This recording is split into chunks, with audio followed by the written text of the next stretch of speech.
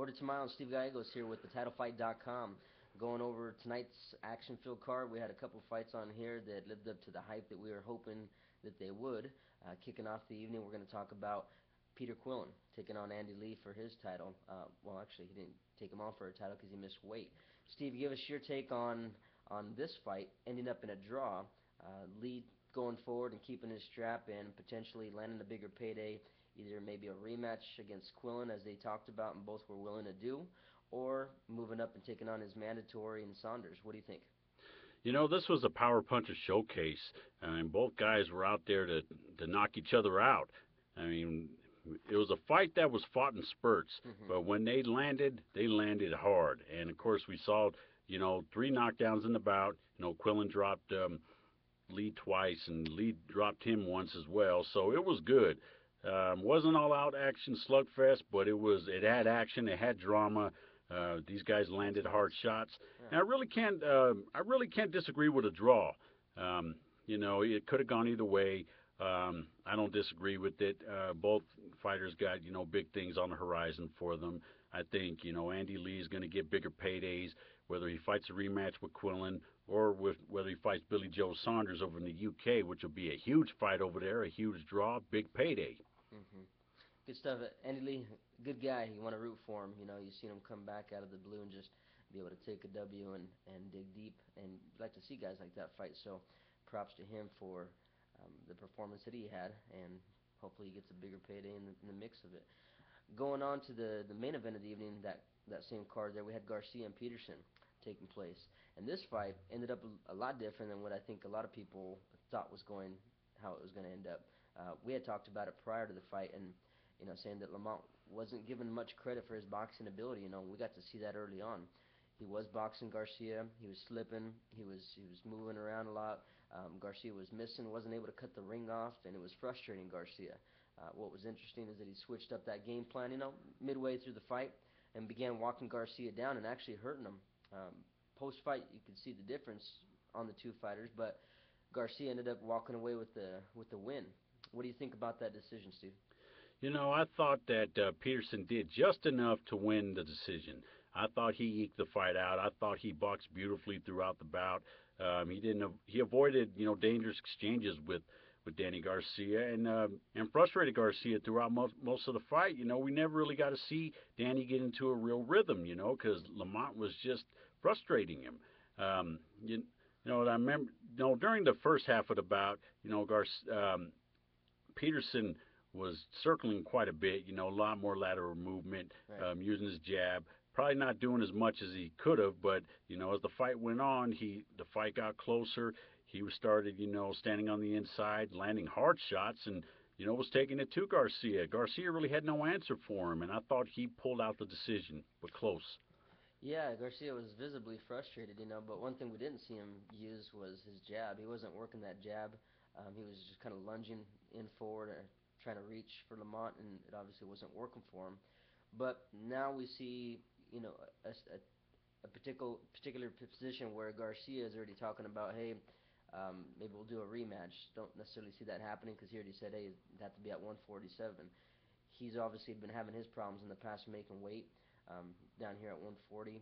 147, Steve, how does he fare up there with the likes of guys like Keith Thurman, guys that can box, guys that can punch, much bigger than him? What do you think is going to take place if he were to move up? I think he'll fare fairly well at 147. In terms of a matchup with Keith Thurman, I think he matches up very well with them. Thurman, a very underrated boxer, but he's more of a banger. He likes to get in there and fight, and he's a puncher. So I think that if they were to match up, it would be, power punching showcase, who can take whose shot. Sure. And I think he would probably have an easier time with Thurman because Thurman will probably be there for him to hit as opposed to Peterson. Yeah, well, it's time for him to move up. He's kind of cleaned out who he had to fight in this division, so yeah, it makes sense, right? Moving on with the other card that took place down in Puerto Rico, this is the fight that was on my radar too, because on paper it was going to be a war, and it did live up to the expectations I had for it. Non-stop action from top to bottom. We're talking about Orlando Salido taking on Rocky Martinez, and we've seen a new champ crown for the island of Puerto Rico. How'd you take this fight, Steve? Did it live up to your expectations as well? Absolutely. This was the best fight of the night, probably the best fight of the year so far.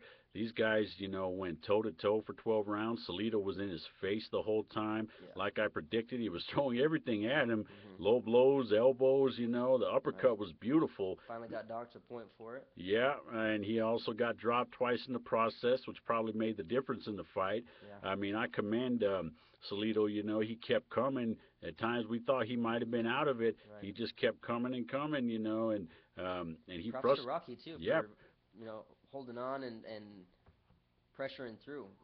Digging deep and holding on and being able to make it through that onslaught. Because man, he was coming and he kept coming.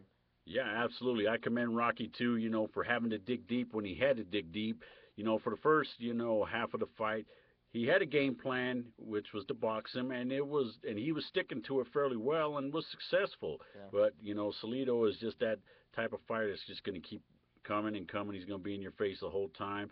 So I commend Rocky for sticking to his game plan and then adapting later on and fighting when he had to fight. Mm-hmm. Good stuff. I was definitely happy fight fan myself to end the night that way.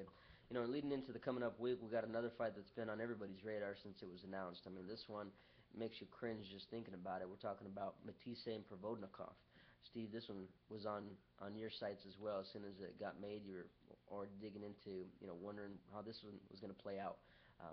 Give us your pre-fight predictions here. What's going to happen? This is a great fight, great matchup. Possible fight of the year, best matchup of the year so far. Possible fight of the century, to go along with great fights that we've seen in this century, such as Gatti Ward, Marquez and Vasquez, that trilogy. Barrera Morales, it has on paper, it has the makings of a classic. Both of these guys, all out war. Mm-hmm. I mean, both of these guys love to come forward, love to bang. They're two power punchers. They're not afraid to get hit. No, they're not afraid to get hit. Mm-hmm. I give the slight edge to Matthysse, but Ruslan Provodnikov is not a guy you ever want to sleep on. And Matthysse, I don't see this fight going the distance. I mean, Matthysse, if he wants to win this fight, he's going to have to take him out and take him out early. Yeah, and I don't see this fight I don't think anybody sees this fight going the distance either. So this one's kind of up in the air for myself at the moment, but we'll see how the cards play out. But hey, that's all for this evening. Want to wish you all a good night. Thanks for tuning in. Once again, Steve Gallegos and Gordie Tamayo here with TheTitleFight.com.